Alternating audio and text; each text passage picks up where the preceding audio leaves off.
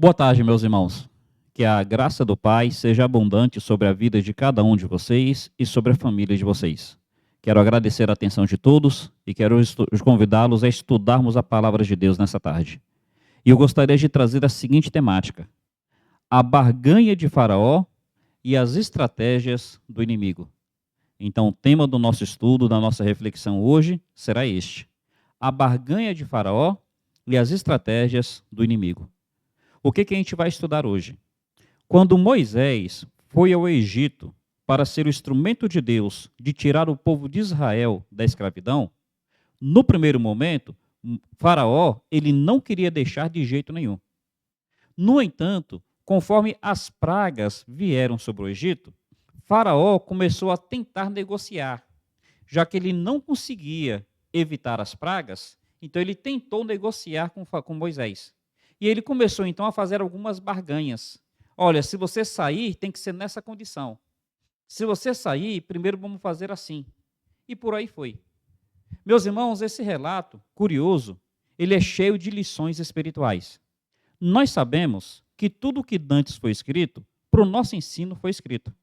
Nós sabemos que as coisas do Velho Testamento apontavam para lições espirituais da caminhada cristã, da caminhada do povo de Deus em todas as épocas. Então, o que nós sabemos? O Egito tipifica o mundo. Assim como o Egito era um local que não conhecia o Deus de Israel, o mundo não conhece o Deus verdadeiro. Faraó representa o inimigo, representa Satanás. Israel representa o povo de Deus em todas as épocas.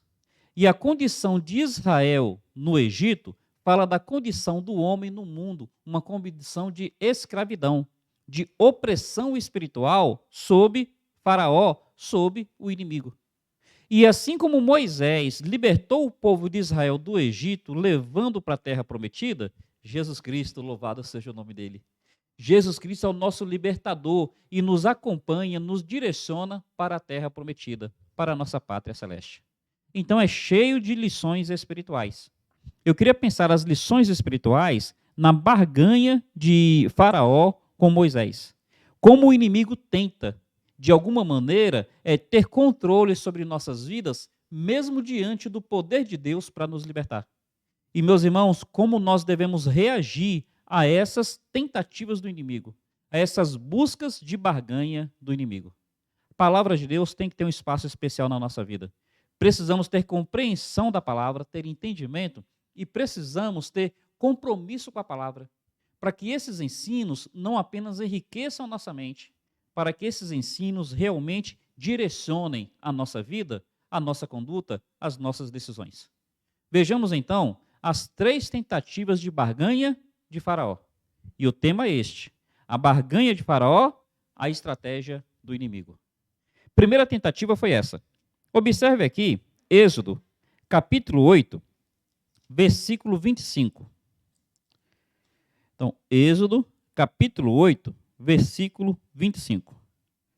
Diz assim: Então Faraó chamou Moisés e Arão e disse: Ide e ofereceis sacrifícios ao vosso Deus aqui nesta terra. Primeira tentativa. O que acontece? Primeiro Moisés vai até Faraó e diz que o Deus verdadeiro mandou ele para libertar o povo de Israel. Faraó diz que não conhece esse Deus verdadeiro, que não deixaria o povo partir. Então, primeiro vem a praga que transforma o rio Nilo em sangue. Faraó endurecido. Depois vem a praga das rãs, e Faraó continua resistente. Vem a praga dos piolhos, e Faraó não quer ceder. Até que acontece a praga das moscas. E com a praga das moscas, agora Faraó, ele quer dar aquilo que nós, na nossa cultura, chamamos de jeitinho brasileiro. Ele quer, de alguma maneira, ver como é que ele faria para que o povo de Israel se sentisse liberto, mas continuasse escravizado. E qual a primeira colocação que Faraó faz? Já que o povo tem que ir, o povo vai adorar a Deus, mas aqui nessa terra. Meus irmãos, o que nós estamos percebendo aqui? Faraó não quer admitir a perda de controle. Faraó não quer admitir a libertação total do povo de Israel. Então o que Faraó fala? já que o povo quer adorar, pode adorar a Deus, mas aqui, nessa terra. Essa é a primeira proposta de Faraó feita a Moisés, que servisse a Deus dentro do Egito. Ele queria que Moisés continuasse com seu povo sendo escravizado por ele. Como é que a gente pode entender aqui de maneira espiritual? Como é que a gente pode trazer aplicação para a nossa vida? Faraó estava propondo a Moisés que servisse a Deus, mas que ele permanecesse no Egito. Satanás, ele quer que o povo do Senhor, ainda que esteja professando o nome do Senhor, continue no Egito, continue no mundo, continue influenciado pelo ambiente, influenciado pelo sistema. Assim o inimigo tenta fazer. Poderia até servir a Deus, desde que permanecesse escravo na velha vida. Meus irmãos, o Egito era o local onde Faraó imperava. Satanás é o príncipe desse mundo. O Egito é um local de escravidão para o povo de Deus. O homem sem Deus está escravo no mundo. Então, Faraó, ao dizer que era para o povo adorar a Deus ainda no Egito, é o inimigo querendo que a gente professe o nome de Deus, mas continue escravo do mundo, continue influenciado pelo mundo. O que a Bíblia vai nos ensinar? 1 João, capítulo 5, versículos 18 e 19, diz assim: o mundo jaz no maligno. Meus irmãos, qual é o conceito de jaz? A ideia aqui, vou fazer uma comparação que talvez nos ajude a entender melhor. Quando você vai no cemitério, tem ali na lápide, aqui jaz. Quer dizer, aqui está morto, aqui está depositado, aqui está no estado de putrefação o nome de tal pessoa. O mundo está morto no maligno. O mundo está depositado no maligno. O mundo no maligno está num estado de corrompimento. Meus irmãos, nós precisamos entender isso. A palavra de Deus fala que nós precisamos nos afastar totalmente do mundo. A Bíblia diz assim, quem ama o mundo, o amor de Deus não está nele. A Bíblia diz que quem é amigo do mundo constitui-se inimigo de Deus. Meus irmãos, o povo de Deus não pode, de maneira nenhuma, achar que o mundo é um local comum para ele, que dá para ele servir a Deus verdadeiramente se ele continua influenciado pelo mundo, se ele continua, assim, como é que a gente pode dizer, no contexto do mundo. Como é que Romanos capítulo 12, versículo 2 fala? E não vos conformeis com este século, mas transformai-vos pela renovação do vosso entendimento. Não dá para adorar a Deus influenciado pelo mundo. Não dá para servir a Deus estando sob o domínio de Faraó, sob o domínio do diabo. Meus irmãos, a palavra igreja é uma expressão grega que tem dois termos. Ek, que de expirar, quer dizer, de sair para fora, e eclesia, que é chamado. Então, igreja quer dizer chamado para fora. Chamado para fora de quê? Chamado para fora do mundo. Assim como Israel foi chamado para fora do Egito, e saindo do Egito, aí sim poderia adorar a Deus, a igreja é chamada para fora do mundo. E saindo do mundo, aí sim poderá adorar a Deus. Precisamos entender a estratégia do inimigo. A barganha de Faraó ilustra isso que o inimigo tem procurado fazer com a igreja, procurado fazer com o povo de Deus. Observe a resposta de Moisés. Você viu no verso 25 a barganha. Olha a resposta de Moisés. Verso 26. Moisés respondeu: isso não poderá ser feito assim, pois o que vamos oferecer ao nosso Deus é abominação para os egípcios. Quando sacrificarmos o que é repugnante para os egípcios, será que eles não irão nos apedrejar? O que acontece? Os egípcios adoravam os animais. Adorava o boi, adorava o bezerro, adorava o bode, ou adorava a cabra. Então, Moisés está dizendo, olha, nós vamos sacrificar o que vocês chamam de deuses. Vocês não vão aceitar a nossa forma de adorar. Vocês mesmos vão começar a nos criticar. Vocês vão começar a nos rejeitar. O que Moisés está dizendo? Faraó, não dá para cedermos a sua barganha, porque vocês nunca vão aceitar a maneira que nós temos de servir o Senhor. Meus irmãos, o mundo não nos aceita. E sempre que nós quisermos ser fiéis ao Senhor, o mundo vai nos desprezar. O mundo não aceita o nosso modelo de casamento. O mundo não aceita o nosso modelo de namoro. O mundo não aceita a nossa forma de criar os filhos. O mundo não aceita a nossa maneira de vivermos a sexualidade. O mundo não aceita nosso modelo de comportamento. O mundo não aceita o nosso padrão moral. O mundo não aceita a nossa forma de servir ao Senhor. Assim como Moisés está dizendo a Faraó, olha, nós não podemos adorar a Deus no Egito, porque vocês nunca vão aceitar a nossa forma de adoração.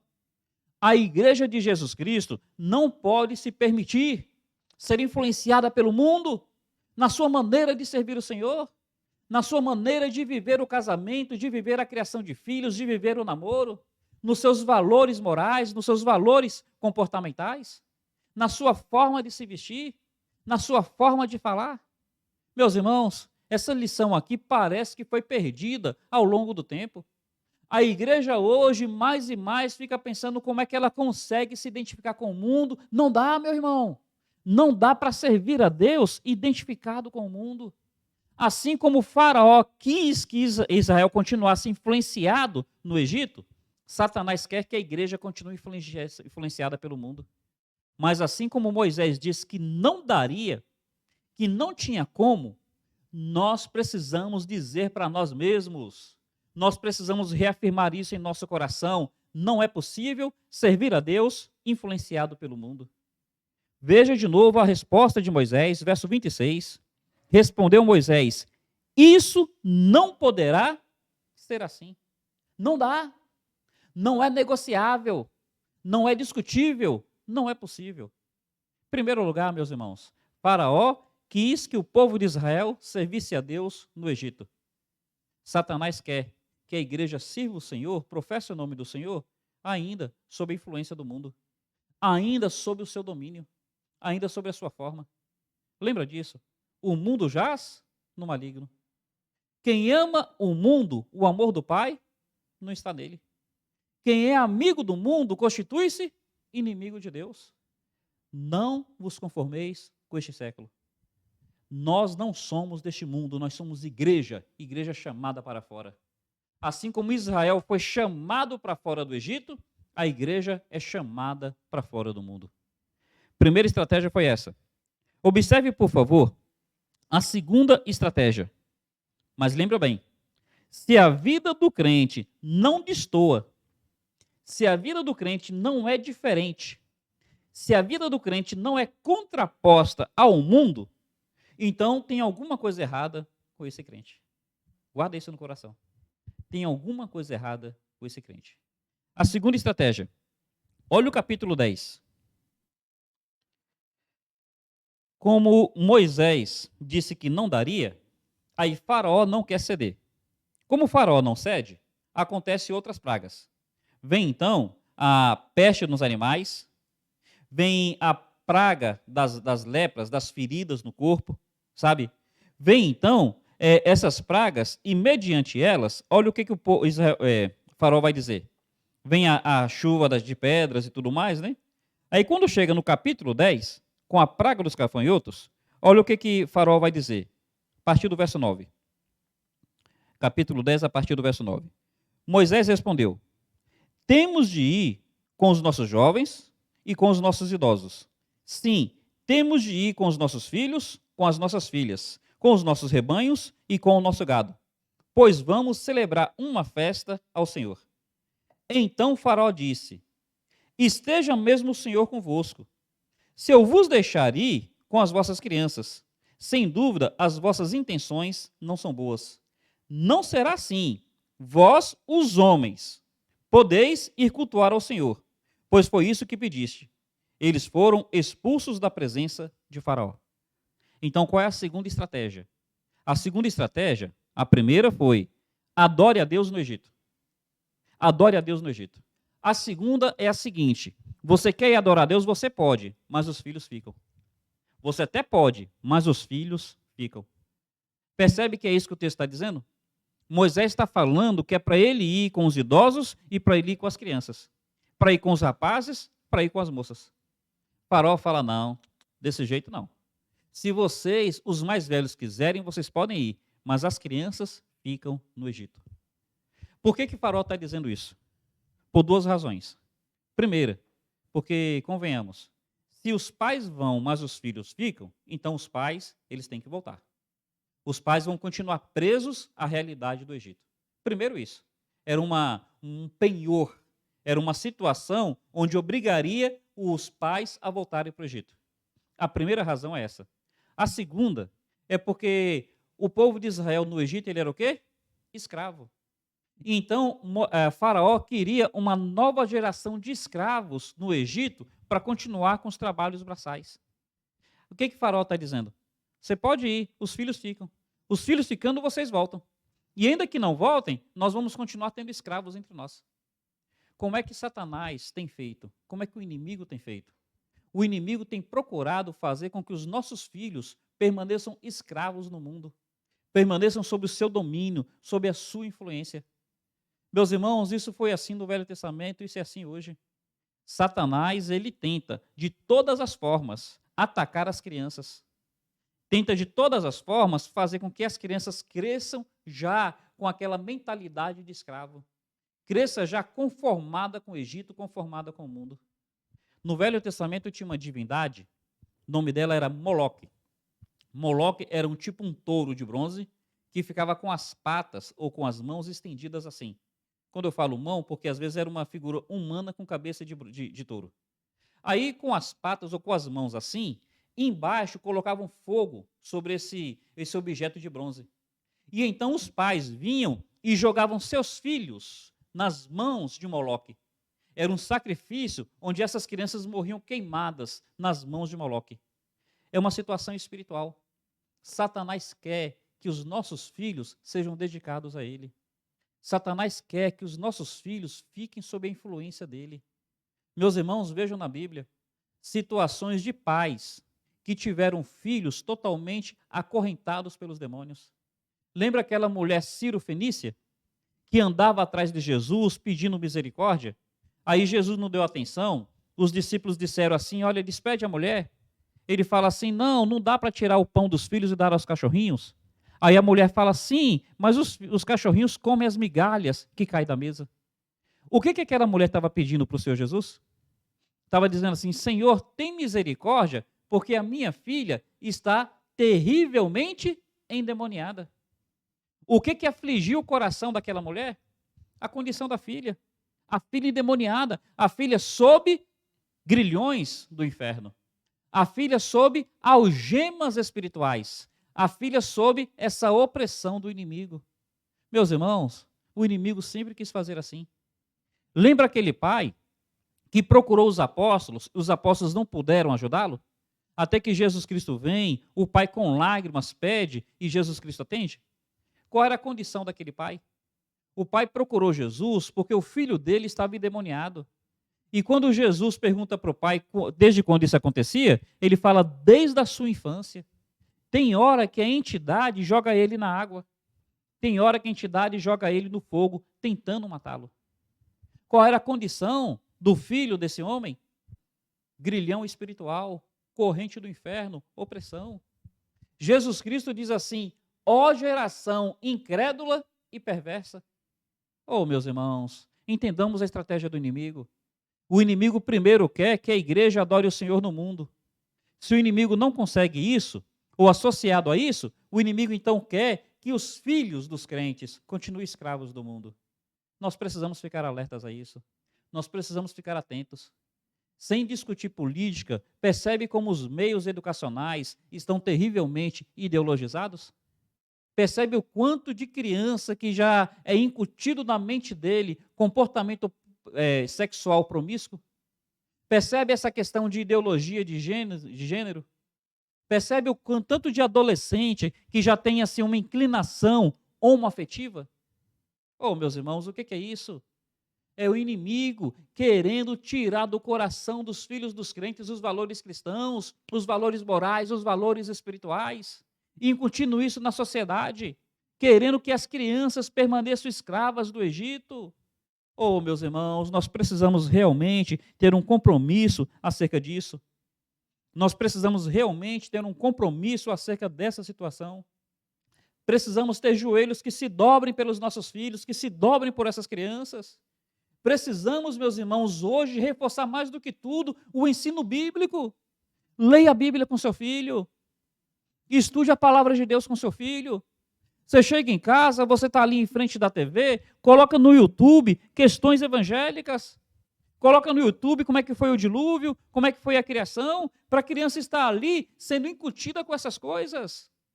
Já que o mundo, já que o meio educacional está incutindo questões ateístas, vamos incutir no coração dos nossos filhos a palavra de Deus. Meu irmão, valorize a escola dominical da sua igreja, meu irmão. Veja, teu filho passa 5 horas por dia na escola, 5 dias na semana, ouvindo ateísmo. E às vezes, para passar 1 hora na igreja ouvindo da palavra de Deus, os pais acham que isso não é importante. Satanás está investindo pesadamente. Essa é a estratégia do inimigo, alcançar os filhos. Qual é a postura de Moisés? O que Moisés vai dizer? Versículo 9 ele fala, respondeu Moisés, temos de ir com os nossos jovens e com os nossos idosos. Sim, temos de ir com os nossos filhos e nossas filhas. Meu irmão, quantas pessoas foram que entraram na arca? Noé, sua esposa, com seus filhos. Os filhos têm que fazer parte da arca junto com a gente. Como é que Josué disse? Eu e minha casa serviremos ao Senhor. Mas, meu irmão, para que isso aconteça, nós precisamos realmente assumirmos essa posição sacerdotal com os nossos filhos. Nós precisamos ser o porteiro da nossa casa. O que o porteiro fala? Isso entra, isso não entra. Nós precisamos ser os guardiões das nossas crianças, dos nossos filhos, dos nossos adolescentes. Assuma esse propósito. Meu filho vai comigo para a terra prometida. Eu vou ser ponte para que meu filho possa estar ligado à terra prometida. Eu vou assumir esse compromisso. Terceira e última estratégia, e aqui a gente vai encerrando. Já que Faraó não conseguiu que o povo de Israel ficasse no Egito, já que Faraó não conseguiu que os filhos ficassem no Egito, olha o que vai acontecer como o último pedido, a última tentativa de barganha de Faraó. Observe o capítulo 10, verso 24. Então Faraó mandou chamar Moisés e disse, ide, cultuai ao Senhor, fique somente os vossos rebanhos e o vosso gado, mas podeis levar convosco as vossas crianças. Percebe que devagarzinho, Faraó vai cedendo? Não porque ele queria, mas é porque ele não tinha mais como conter o povo, porque as pragas estavam vindo e estavam arruinando o Egito. Mas Faraó não consegue libertar totalmente. Faraó ele quer de alguma maneira ter algum controle. Então, primeiro queria que todo mundo ficasse no Egito. Depois libera os mais velhos. Agora já está liberando até as crianças.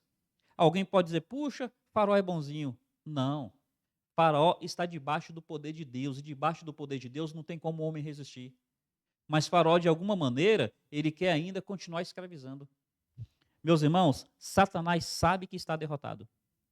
A Bíblia fala que ele desce sobre nós com grande ira, sabendo que pouco tempo lhe resta. Ele sabe que está derrotado. Mas quando diz que ele desce com grande ira, sabendo que pouco tempo lhe resta, ele sabe que está derrotado, mas ele não desiste. Faraó sabe que está derrotado, mas não desiste. De alguma maneira, ainda quer fazer algo para nos escravizar. E agora, então, quer mexer no bolso do povo de Deus. Quer mexer no bolso. Olha, pode ir, as crianças podem ir, mas o gado fica. Por que isso? Porque, de alguma maneira, quer ainda fazer com que o povo esteja preso ao Egito, esteja preso ao mundo. E, meus irmãos, aqui nós precisamos abrir o coração e admitir o quanto que tem crente que fala que o coração está no céu, mas o bolso continua no mundo. O quanto que tem crente que é materialista, que é apegado a essas coisas. Meu irmão, Respira fundo. Respira fundo. Quando você pensa nos seus filhos, você gostaria que seu filho fosse médico? Fosse advogado? Fosse bem-sucedido? Como é que você se sentiria se seu filho quisesse ser um missionário? Quisesse ser um pastor? Entre ter um filho médico e um filho missionário, qual seria seu interesse? Onde é que está seu coração? Percebe? Vamos pensar um pouco mais. Suas posses, o quanto do que você tem é investido no reino de Deus. Tem crente que até para ser dizimista ele se nega. Ele não tem compromisso financeiro nenhum com a obra do Senhor. Meus irmãos, olha, tem crente que gasta mais com pizza do que com missões. Tem crente que um final de semana numa pizzaria, ele investiu mais na pizza do que ele faria o ano inteiro com missões. Onde é que está teu gado? Onde é que está teu rebanho? Continua sob o domínio de Faraó? Meus irmãos, Jesus Cristo disse assim: louco, esta noite pedirão a tua alma, e o que tens preparado, para quem será? Nós pegamos essa passagem e nós damos um contexto evangelístico. Nós queremos falar de salvação, e pode falar de salvação nessa passagem. Mas o contexto está falando, não é de salvação, está falando de investimento financeiro.